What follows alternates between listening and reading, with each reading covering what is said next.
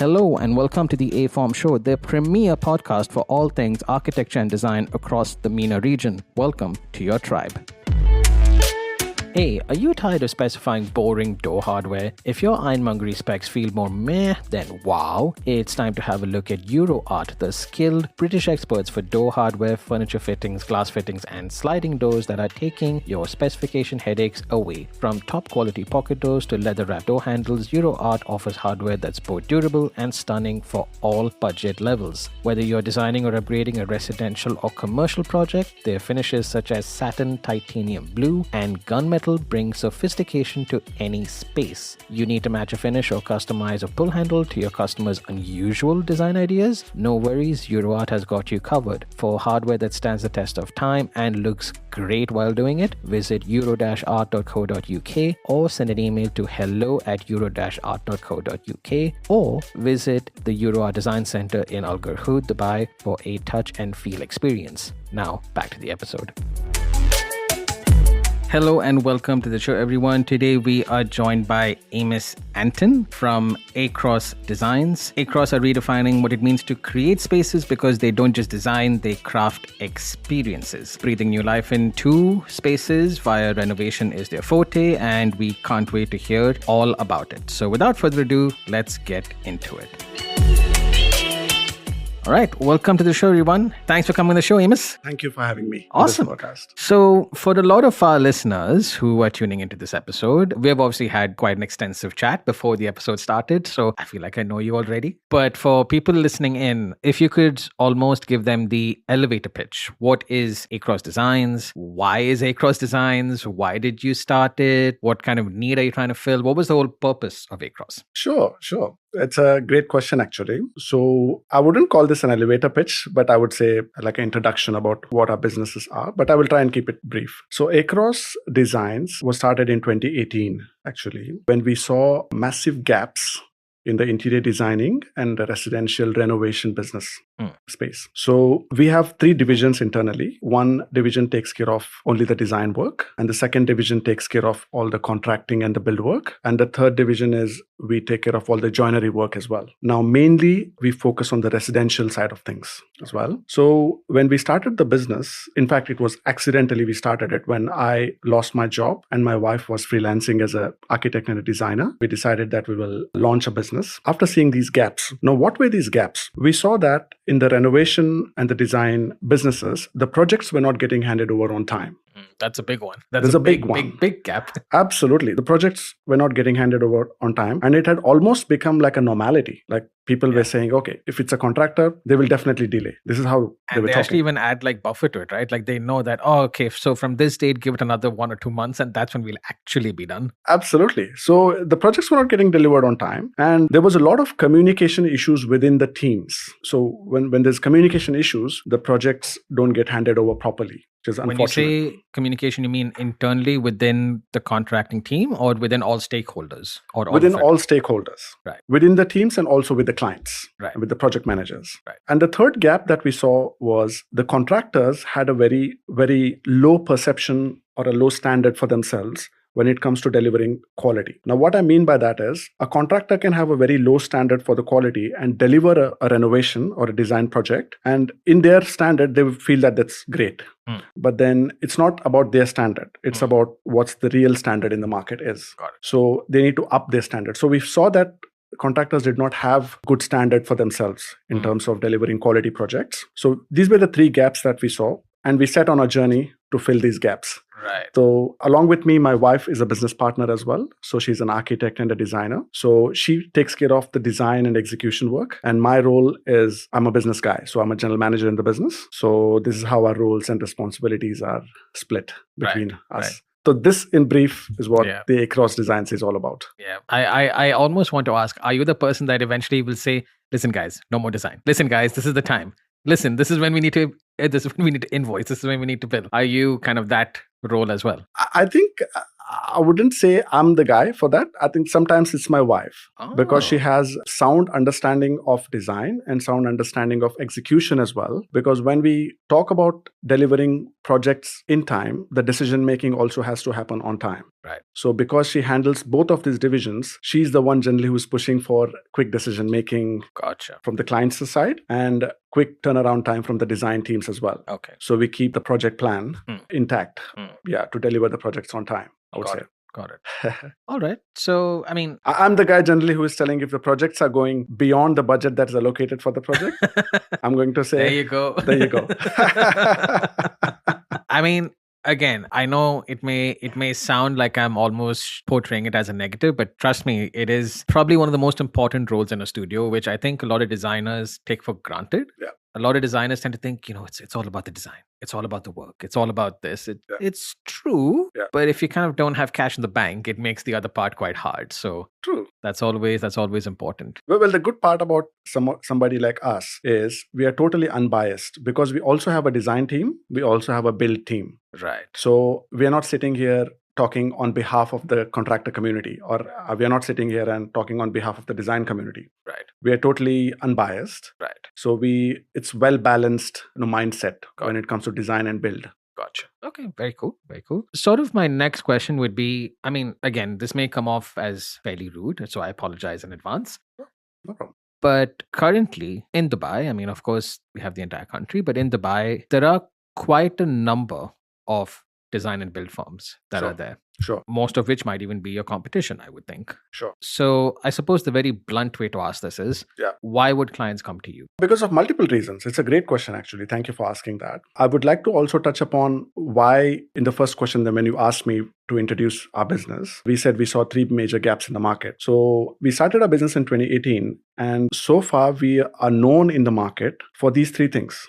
Right. We are known in the market. We have a track record of delivering projects on time. We have a track record of delivering quality projects. And we have a track record of having excellent processes and communication within the teams. And a lot of our customers and the design community can vouch for it who have worked with us in the past. So because of these 3 things, I think they are our USPs in the market. And that's how clients should explore, working with a quality company like us. Right.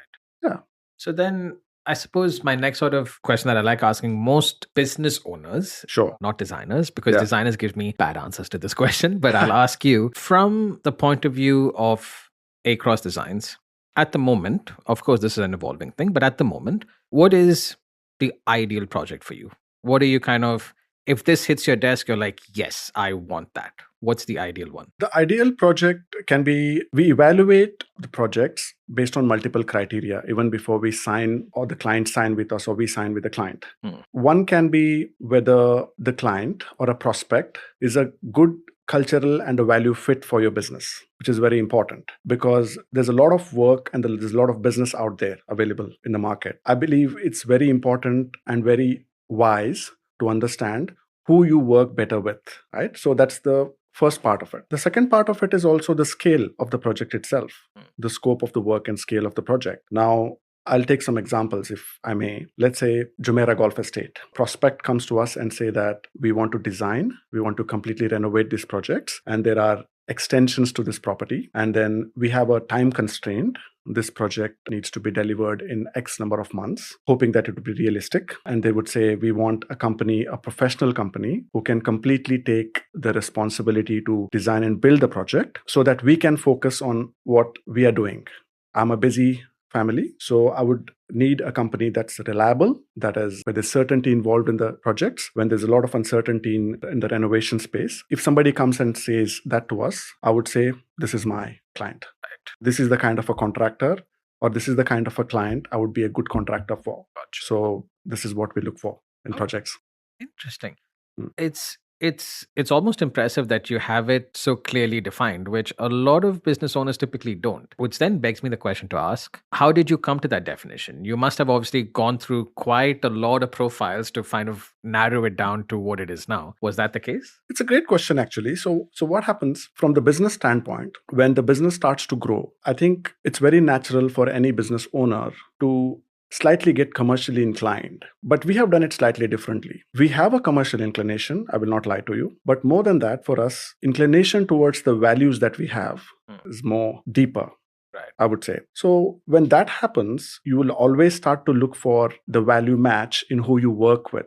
Right. It is not the volume of the business that you're working on at a given point. Right. It's also the value that you're working with. Now, what I mean by that is I can run 30 projects at a time, but then let's say all of these projects are not doing well because you're not following the timeline as a contractor, or the clients are not making decisions on time. Basically, it's not a good marriage between you and the client. Or I can work on 10 projects, carefully selected clientele, and you're doing good to the clients. Clients also understand your values, and you also understand the clients' value. So when the commercial inclination goes away and you're purely focusing on delivering great projects and building goodwill in the market, I think you'll start to make better choices. Right. But did we do this from day one? No. Have we evolved in making better decisions? Absolutely yes. So that's how I would rather work with few good clients and deliver quality projects and build a good name for the company in the market than work on a lot of projects known as a large company. Just for the purpose of scaling or whatever. Just purpose for the scaling, but not so good reputation in the market. So we don't want to build a business like that.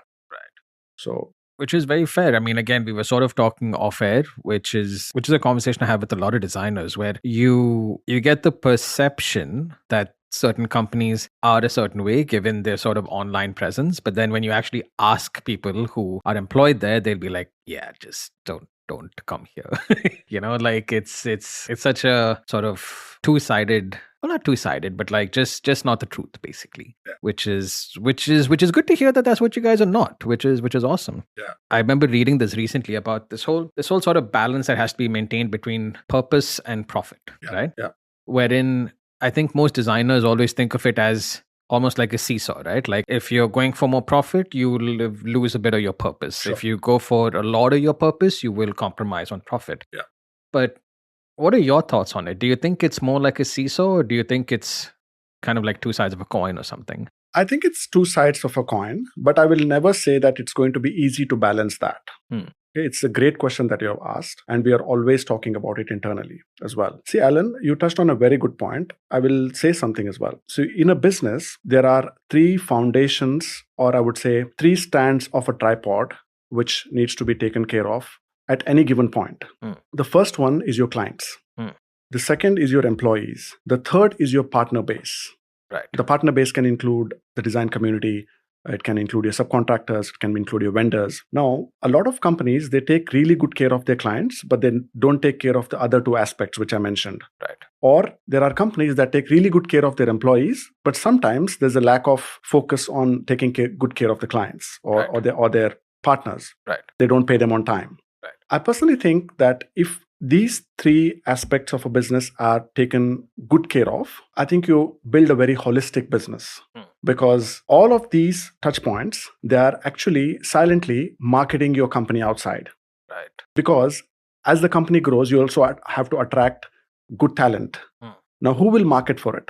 Right. The people who are working in your company are going and talking good or bad. Exactly. To the entire market, actually. The entire market. You also, as the company grows, you need a great partner community to collaborate with you. Right. Now, who is talking there? True. The existing partner community that you have. Clients, anyway, they talk to each other. Right. So to build a holistic business, this is very important, as well as what we believe. And yeah, this is what I wanted to touch upon when you said that. And the other aspect as well is I've seen a lot of contractors and also the design studios. They do a lot of great marketing. They put out amazing content outside, like unbelievable content as well. But what I feel is important as well is you build a company internally which is also equally good. So that when you put your great content out there and when customers or prospects come and talk to your business or talk about your business with somebody else, the people should also vouch about how good your company is internally as well. So I personally think that there should not be a disconnect between the two. I think if these two aspects are taken good care of, I think we can build a great business. And these businesses also last long, and the businesses also will stand the test of times. So let's say tomorrow, if the market crashes or the market is getting corrected, because you've built a good name for your market, people would always prefer to work with you because you've built not only a good business, but also reliability, certainty, and values. Yeah. So people would prefer to work with you. So it will become a sustainable business rather than a business that flourished when the market conditions were great. Right. And when the market conditions were not great, the business disappeared. Exactly. So just wanted to... No, it's true. It's true. I mean, you touched upon a very important point, which is reliability and sort of what your market reputation is. I mean, I'll be completely honest, as a designer, right? When a client comes to me and says, oh, we have this project that, we want you to design and, we obviously need someone to build it. While, of course, they will have an open tender and so on, in my mind, I already know that so-and-so person would do this particular project really, really well. And that's because of not just the relationship, but just how their performance has been consistently, right? Of course, anyone can do one project well once, but to do 5 projects well in a row, that's where you actually build reputation. It's not the one-off thing. True. So, and that's very important because if you have that right, like you said, I think business will just come your way because why wouldn't anyone want to work with someone who they already trust? Absolutely. You Absolutely. And also, I would like to say something about the design community as well. A lot of times, designers also want to feel safe. Right. Because in a lot of scenarios, the contractors that would be working on the project would be recommended by the designers or the architects. So it's their name on the line too. It's their name on the line too. So if they have a contractor who can understand what their requirements are and who can deliver to that requirement and also safeguard the designer and the architect, so it can be a great collaborative exercise. And that's when I think the designers and the architects also would feel comfortable working with a contractor that's reliable. Right. As well. And I agree with you. It's not just a one-off. You've got to be consistent with who you are. Yeah. You've got to be consistent with what you believe in. True. As well. Because sometimes after working on a few projects, the familiarity can get built. People can say, oh, okay, I know this guy.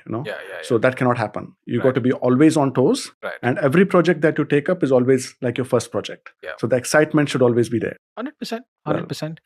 I also think it works in a slightly different way also, which is that if you develop a good reputation doing specific kind of work, I have found, and again, this is fairly controversial topic, no one really believes me, but I've seen it firsthand, which is designers here of a certain caliber. I'm not saying every designer, right? But certain designers, if they get a job that they know is not in their wheelhouse, they will refer that job to another designer that they trust. Sure.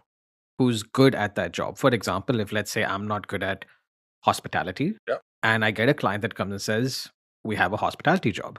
I, out of due diligence, would say, listen, I could obviously take it. It's not my wheelhouse. I highly recommend you work with X, Y, and Z designer. It works that way too. And I've seen a lot of it happen here. But whenever I bring it up for some reason, designers are like, what? Designers refer to other designers? Why would they give them business? And I'm like, no, it happens. We do it. Yeah. In our business. For example, I'll give a recent example what happened. There was a prospect who wanted a classical design. Right. Now, that's another business value. You got to be honest. Right. Now, have we done a lot of classical looking projects, villas or the residential projects? Probably no. Or maybe a handful of them. Right. Are we the best at it? Probably no. So we had to recommend them to a designer that we had previously worked with, who was excellent in designing classical projects. Right. Or classical looking projects. So we recommended it to her. But if you go out, like you said, and speak about it, what? You're just giving away the business. You're just leaving the business on the table. The idea is not that. Yeah. The idea is to deliver a great project to the client, and you become a facilitator of it. That 100%. Is how you build, a strong name in the market. True. Right? This is, again, we can touch upon the purpose and profit. This is the same thing, because at any given point, you should always think in the benefit of the project and benefit of the client if you want to build a sustainable and a strong business. And I completely relate with you on that when you said that sometimes some of the stakeholders can get surprised. Yeah, because I mean, I suppose if you're looking at it only from a business point of view, I mean, of course, people would think, oh, but that could have been revenue that we would have had on our books. Yeah. And then from a design point of view, it'd be like, oh, so can you not design that? Is that what you're saying? So I can see how it would have sort of negative impacts on both sides. But my philosophy is that be self-aware about what it is that you do well. Yeah. Double down on that. Amazing. I like that. And Yeah, I'm not saying that if you don't want to do the project, if you want to do it, sure. Yeah. But if you know, Yeah. and everyone knows, Yeah. right? Everyone knows. Sure. If you know you're not going to do a good job on it, Yeah. why take it? Absolutely. Absolutely. I agree with you. Focus on what you're good at. Yeah. As the designer evolves, they will eventually know what is their strong point. True. What are their strong areas. True. Like you said, double down on it, focus on it, become the master of it. And stuff that is you feel that you're not comfortable with, pass it on to other people who are good at it. Right. Let them also flourish along with you. Gotcha. So you build others while you are building as well. I agree with you, man. That's a great thought. Yeah. Rising tide lifts all boats. That's what I say. Yeah. Everyone benefits. It's not just one. The rising tide will raise everyone up. Absolutely. I really like, Alan, how you think, because you're thinking about the overall benefit of the community, design community. And I think we need more people like you. Yeah. Think like that. I'm blushing now, Amos. Thank you. Well, sort of taking then a bit of a left turn, right? Because you did mention off air that you are a big fan of the WTF podcast by Nikhil Kamath. Yeah. As am I. And if for whatever reason, someone on that show is listening, thank you for what you're doing. It's an awesome show. But similar to that, I'm going to take a bit of a leaf out of that podcast and ask you a very tactile question, right? Yes. So you obviously know that a lot of our audience are designers, right? Sure. And as a contractor, I'm sure you have a design team, but as a contractor, there definitely must have been moments where you were like, this is a key learning. Yeah. This will help us improve our business. This was done. It shouldn't have been done. But now that we know it, we won't do it again. Yeah. That kind of thing. So if you could, for our listeners, give us a sort of top 3 or, even one top sort of key learning that you had during your entire operation of Across. That's a great question. And even today we are learning. Right. So the learning never stops in any area, but especially this area, because this is a key element of our business as well. As we actively engage with external designers and architects for the projects, for their projects as well. Now, let me slightly answer this in a different way. There are designers and architects of different calibers available in the market. I think you also touched upon that point as well. Now, what we have learned over the years is in order for a contractor and a designer to work and collaborate well, there are certain things that we need to keep in mind.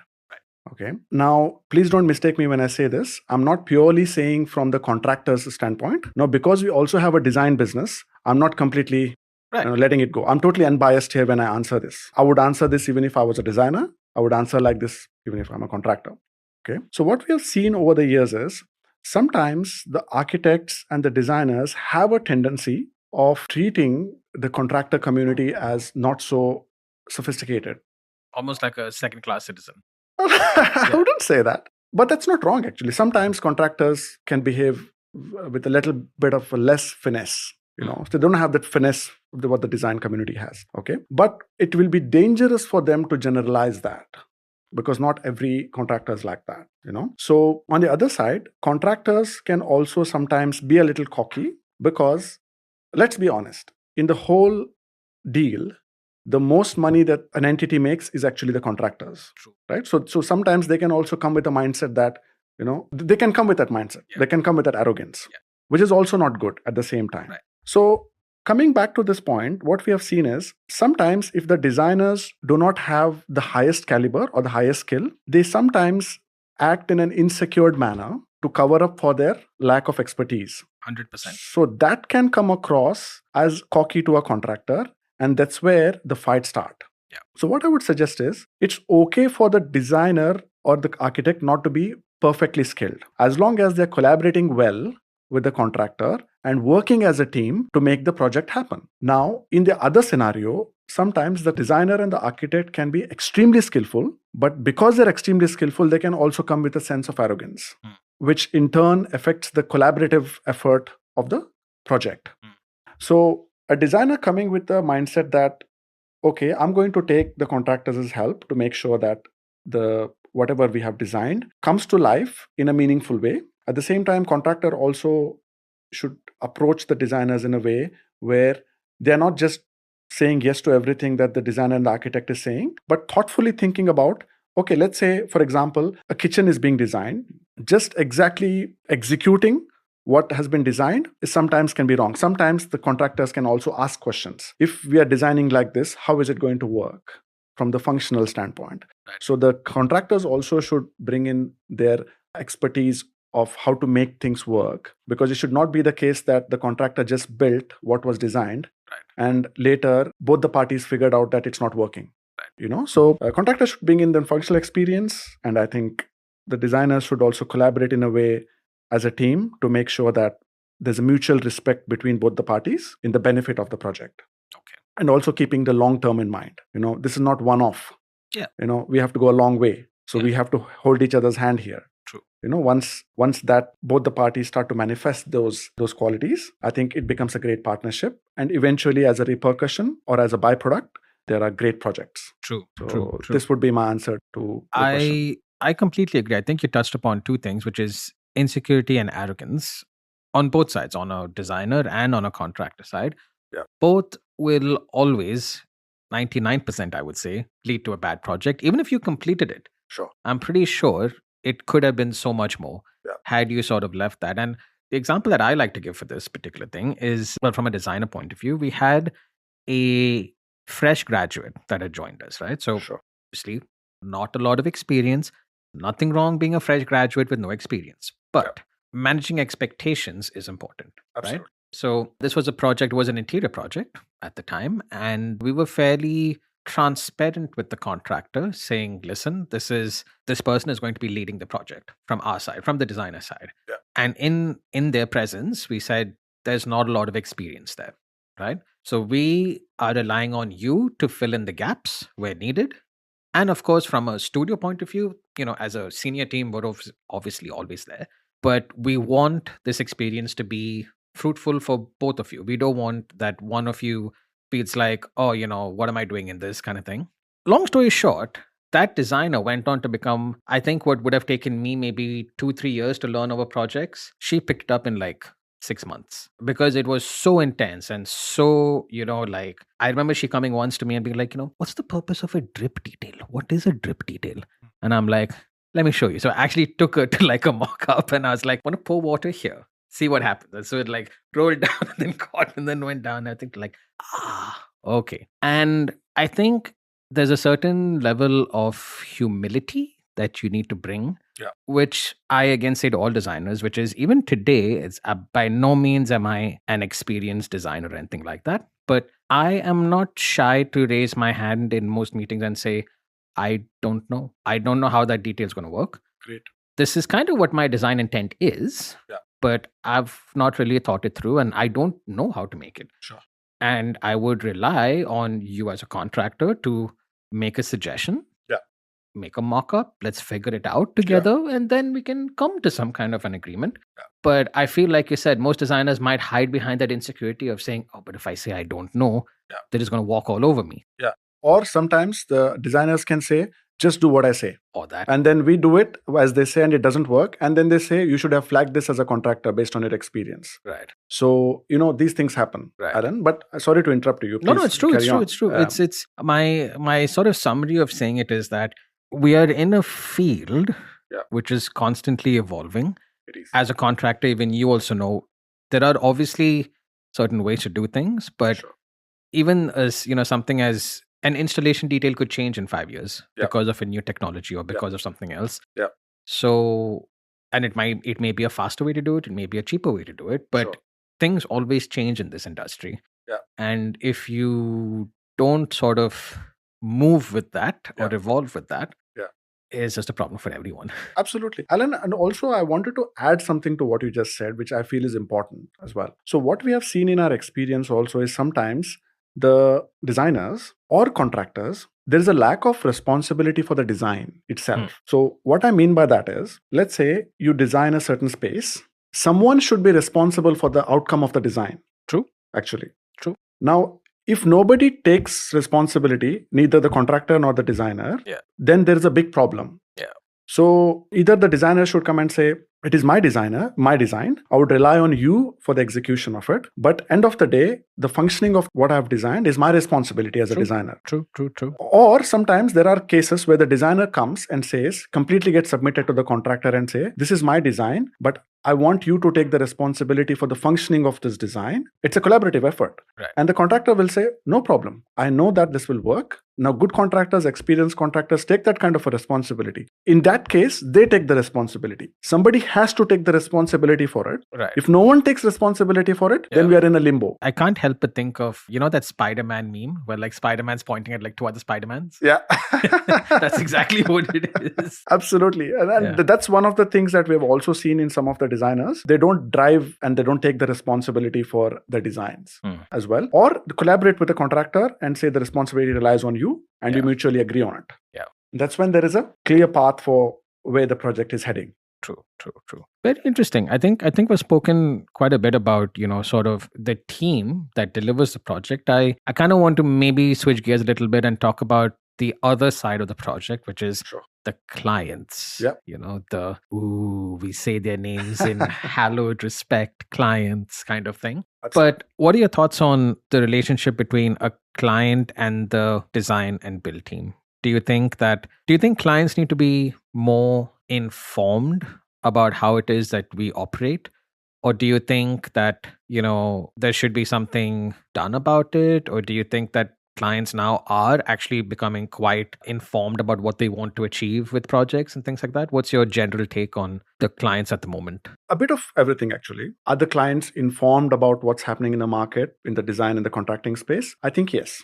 Because of the kind of content, like for example, now you're creating a content, right? Right. So when they listen to podcasts like this, they would exactly know what is happening in the community. That's one thing. And also don't forget, clients talk to each other. So when they're meeting, when they have a party, they're just talking get-togethers, they're talking about contractor and design community. So they know quite a lot about it now. That's one side to it. The other side to it is, should we keep the customers informed about how the design process and how the ecosystem works? I'm a big supporter of it. The more information you give to the client, the better decisions that they can make. Right. That's one thing. And the other thing is, the more information that you give to the client, the more you're communicating to the client who you are. I always say this, when you sign a deal with a client, it's almost like a small marriage. True. Because you might have a very high net worth individual client who has a big business, but he will not care for his office interiors as much as he would care for his house interiors. True. And they're emotionally involved in these projects, even though they are quite wealthy. Yeah. Now, and you're also entering their personal spaces. Right. So it becomes very important for a designer and the contractor to understand whether your values and the client's value match. Because if there's a mismatch of values, I always say this, divorces don't happen because two people are bad. Divorces happen generally or mostly because two people were not compatible. To start with. So if the client and the designer or the contractor are not compatible, all of them can be great people, but the projects go for a toss. Right. So it's very important to be very open and honest about what you believe in, what your values are to the client. Right. I will give a simple example. We met one of the clients just recently where we said this project is going to take 3 months. And immediately they said, it's not a client yet, it's a prospect. Right. So they said, no, we have enough time for this project. We have 6 months to 7 months time for it. Now, did the client say with a bad intention? No. The prospect meant that, you don't have to rush through this project. But as a contractor, as a time-conscious business, it's a red flag for me. Right. Because that tells me that they're going to take time to make decisions. Right. Now, did he say anything wrong? No.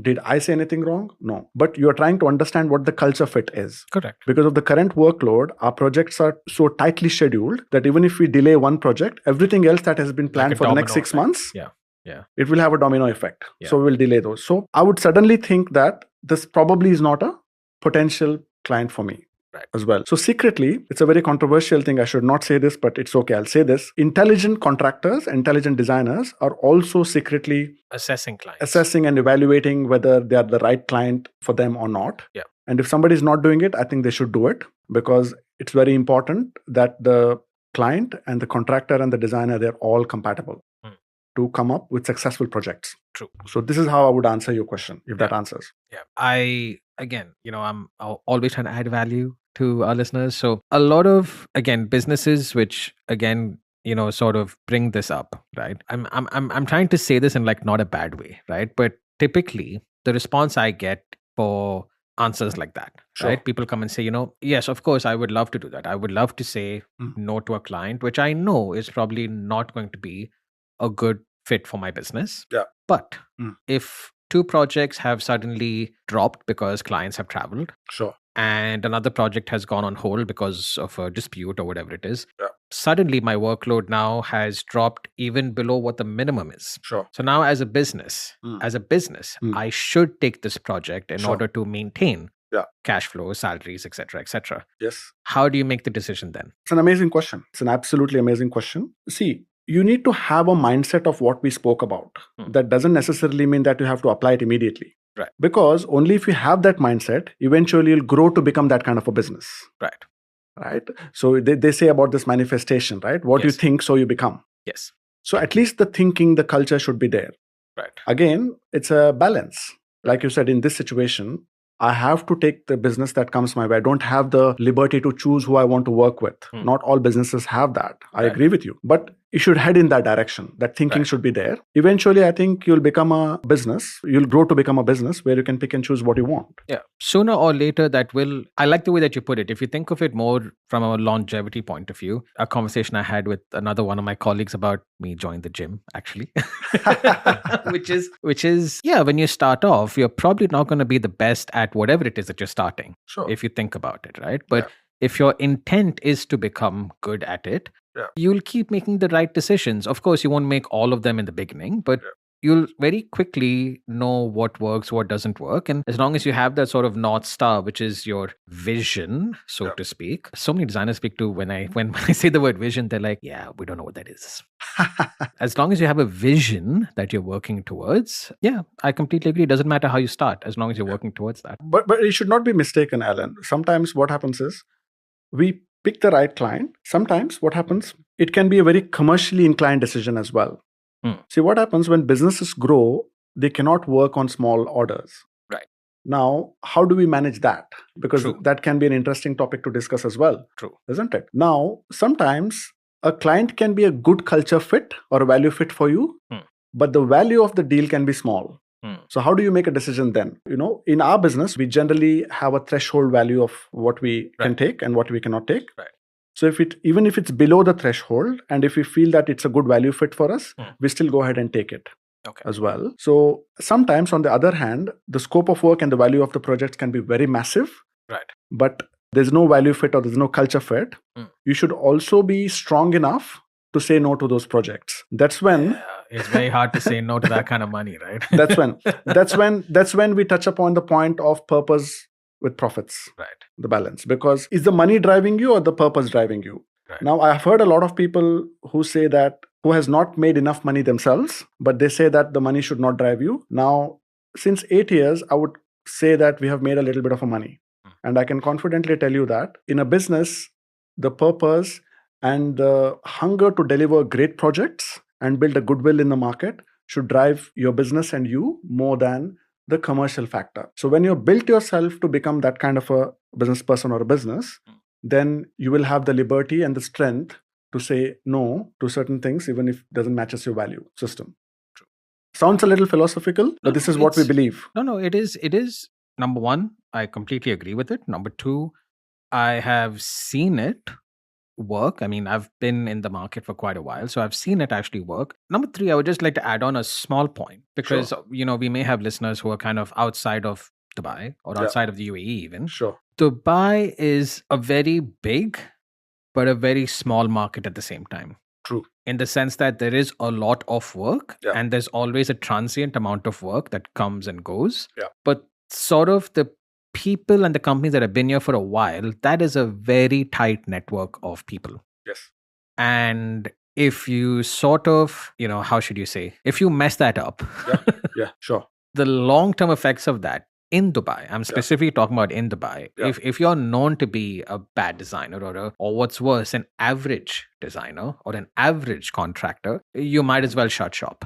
Sure. Because sooner or later, that is going to get out. People like to think, especially, like I've heard of designers who come to Dubai for the very first time, having worked in multiple markets, or even businesses who come to open a new studio here, or even contractors. If ever I meet them, I say, look, your reputation here is everything. Sure. If you establish a bad one, for whatever reason, you're done. Yeah. It's as simple as that. Absolutely. I keep telling a lot of youngsters when they ask about me. So Dubai has generally, like, conventionally created a reputation of, if you want to make the money, go to Dubai. Right. We have slightly modified that. Right. If you want to make the money, don't come to Dubai. That's true. That is true. That is true. But we have put it in a different way. If you want to add value to the country and the nation and the people of the nation, you come to Dubai. And as a byproduct, money will come. Money will come. Absolutely. But is there a vision? Don't come and be a taker. Yeah. Come here as a giver, and people will give you as well in turn. True. And like you said, it's a heavy concentration of high net worth, ultra high net worth individuals who are tight-knit communities. One bad project is sufficient to ruin the business. Even though you might have done great for the last 10 years. Exactly. Or 15 years. Exactly. So I totally agree with you. You got to be careful and very consistent with what you believe and consistent with what you deliver. Right. And consistent with what you say and what you do. Right. True. Integrity. True. Is very important. I mean, it's such a simple thing, right? Like I was speaking to one of our clients and kind of having the same conversation where I was like, why us? Why would you come to us, or something along those lines? And you won't believe his answer. He was like, I do business with people who tell me they can deliver product A, and they deliver product A. That is my only criteria. Say that you can do this and deliver this. I'm not asking for above and beyond service. I'm not asking for extra plus. I'm not asking for a shorter timeline, longer timeline. You tell me I will deliver this in this time and deliver it. That's all I want. I don't want anything else. And I then work with people who do exactly that. Amazing. It's as simple as that. As simple. And that blew my mind, because you tend to think as a designer, right? It's like, but the client would want another render, or the client would want another option, or the client just wants what the client, what you said you would give the client. That's all they want in that time. True. No, and I think for the design community as well, it is that, see, one part is the actual skill set of the design. The other part is how you take them through an experience or how you handhold them, how much you understand. See, they always say people don't buy what you sell. People generally buy when they felt understood. So the designer can either sell their designs, or they can convince the client that they've understood exactly what they're looking for, right, and design something and give it to them. And that not necessarily need not be very complex. Like you just said, it can be very simple. Right. But if the client feels that they're understood, that is half of the work done. True. I would say. So it is a lot of other aspects also beyond your design skills. It is the ability to understand clients' requirement and translating it exactly what they're looking for. Right. It is also helping them drive decisions, because there's a lot of decisions that clients make along with designers. True. At the time. Are you driving the decisions? Are you making the clients feel comfortable when they're proposing something to you? Right.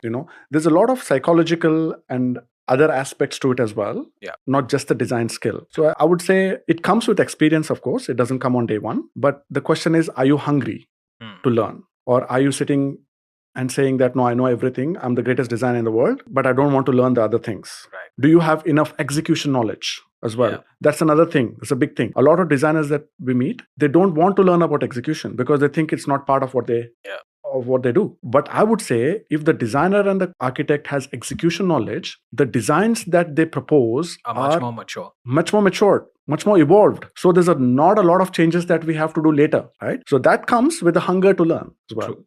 So this is what I wanted to submit. No, it is very true. And I feel like this is a topic we can talk about for hours. Absolutely. But sort of as we wind down the episode, at this point, we've obviously understood who you are, what motivates you, what motivates the studio, what are the values of the studio. We've sort of understood everything from the past to the present. So at this point, I typically like to look forward, right? Nice. So for yourself, for the studio, for the business, what are you now working towards? What do you kind of, what's the vision, so to speak, for the next 3 years, 5 years? What are you looking to achieve? Yeah, absolutely. The vision is big, actually. So we dream about big things. Right. So the vision is to create a premium real estate development company, right, which will be fully backwards integrated. Oh, interesting. Meaning we design in-house, we do contracting in-house, we do real estate brokerage in-house, we do the fit out in-house, so that we can fully control the quality of the projects and become a developer that's known as one of the premium top class developer that focuses on what clients' requirements are. So eventually we want to become one of those as well. And one of our role models as a company, as how the companies are structured, is Shoba. We always look up to Shoba because Shoba is a massive backwardly integrated developer themselves. I'm not sure how their operational excellence is. I'm sure they're doing good because they're a big company. But I would say we eventually foresee ourselves to become somebody like Shoba, focused in the GCC region to begin with, and then we branch out to other countries. So that's the vision that we have. Big vision. Absolutely. I love it. The bigger the vision, the better, man. So someone said something to me one day. If people are not laughing at your vision, then your vision is too small. 100%. That's why we set a big vision for ourselves. 100%. And there's no timeline as such, but every day when we wake up in the morning, we think about that. I would say that. So that drives us to do better. Okay. And it also helps us oversee some of the smaller challenges that we face on a regular basis. When we have that bigger vision, we say this is too small for the kind of vision that we have. So it helps us get through it quickly. So we use that vision for... Very true. Yeah. I know that we didn't really speak a lot about it, but I think this might be something which helps the vision along. What are your thoughts on the whole sort of AI side of things? Are you looking to integrate that into your business workflow? Eventually, yes. Eventually, even if we don't want to integrate that in our workflow, we'll be forced to. That's how the technology is. But I didn't tell you before, Alan, I have a technology background myself. So I'm a big believer of technology should make your lives easy. Technology doesn't come to replace you, which I think is a myth in the market. People think, if the AI comes, will the interior designers be replaced? No, it doesn't work like that. It comes to make your life easy. Now, if tomorrow there are AI tools that will assist architects and designers to speed up their design process, so they can in turn utilize the time that the AI saves to build operational excellence, where they can focus more on how the systems are built within the company. And also, because they're able to deliver work faster, they can take more work and do more business. So this is how I look at technology. But on the other hand, technology can also make your life complicated. I see that a lot happening with automation of homes these days, where the objective of automation is to make their life easy, but internet makes it a little complicated. So anybody thinking about AI or technology should think or should ask a question to themselves: how is this going to help me to make my life better? And how will I be able to achieve more by leveraging on technology as well? Like I keep giving this example when, I have some friends who like to do their laundry and to clean their house on a weekend, which is great activity, by the way. But I'm a big believer of if somebody can do that for you and do it better, same time you can utilize for the skill that can help you do better in the area that you want to grow.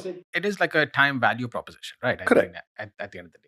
Correct. Yeah. Don't let the technology have you. You can have technology, is what I believe. Yeah. That's my thoughts on AI and technology. It's true. Well, I mean, Amos, this has been a really fun episode. I mean, for me, obviously, I always love these episodes because I feel like I keep learning something new all the time.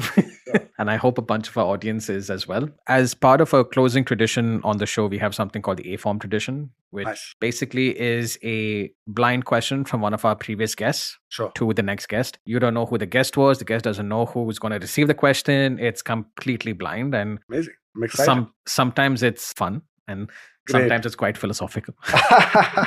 I'm excited now, curious. So I will pull up your question today. Sure. And see what you have in store. All right. Let's do it. Oh, okay. It's a fun one. So since you've just finished recording your episode on the aForm show, use this question as an opportunity to give a shout out to someone on your team that has performed exceptionally. Full stop. So I suppose it could be anyone. Yeah, absolutely. Actually, it's very hard to pick one, but I will pick one. And first of all, I would like to thank you for this wonderful question. I mean, it wasn't my question, but I will take the credit. Yeah, absolutely. No, I'm sure if they're listening as well, thank you so much for asking this question, because it's very important to recognize those employees, who give it all. I would like to, can I take the name of that employee? Yeah, sure. Go for it. Yeah. There is one employee, his name is Shiraz Rauf in the business. You will not believe, we initially hired him to actually drive for me and my wife. Okay. in my business, because we used to take so many calls and work. So we thought we'll have a driver so that we can work while we are Correct. being driven around. Correct. I think it's 3 years he's in the business. He actually heads the procurement in my company now. Holy hell. Talk about a career like launch, right? Now, this is mainly because the trust that he has built over the years. Yeah. Irreplaceable, I'm sure. Irreplaceable. The diligence that he brings to the work, and the accountability, the transparency, the honesty. I would like to recognize him and give a shout out to him for all the hard work that he brings. But that being said, every single person in the company puts in their hard work, and we love everybody. We are like a family, and we are so thankful for them, for what they do, and we love them, and we bless them with good wishes in the coming days. Awesome. I think that is a perfect note to conclude our episode. So I would like to obviously, thank yourself for coming on the show and giving us your time. Time for me is like the one asset where, it's time lost is time lost. So thank you for giving us your time and obviously sharing in a very transparent and honest way, which is always appreciated. And we look forward to having you on the show in the future. Thank you, Alan. Thank you so much. I would like to say something to you as well. Okay. Thank you so much for creating this wonderful content. Oh, I'm blushing again. No, absolutely. Because I think this content is very beneficial, what you're doing for a lot of designers. At the same time, even if somebody's looking for the right contractor, right designers to understand what are some of the aspects that they need to look at. So this content that you're creating can be very informative for people. Thank you very much. Continue doing the good work, and we wish you all the best for your future. All right. Thank you. Thank you so much. Thanks. And for the rest of you guys, we will catch you guys next week. Fellow aFormer, thank you so much for your time. If this episode added any value to you, please share it with anyone who may benefit. If you want to carry on the discussion, please get in touch with us over socials. We are at aForm Show on the gram and hello@aform.studio on email. That is at aForm Show on the gram and hello@aform.studio on email. Until next time, stay inspired.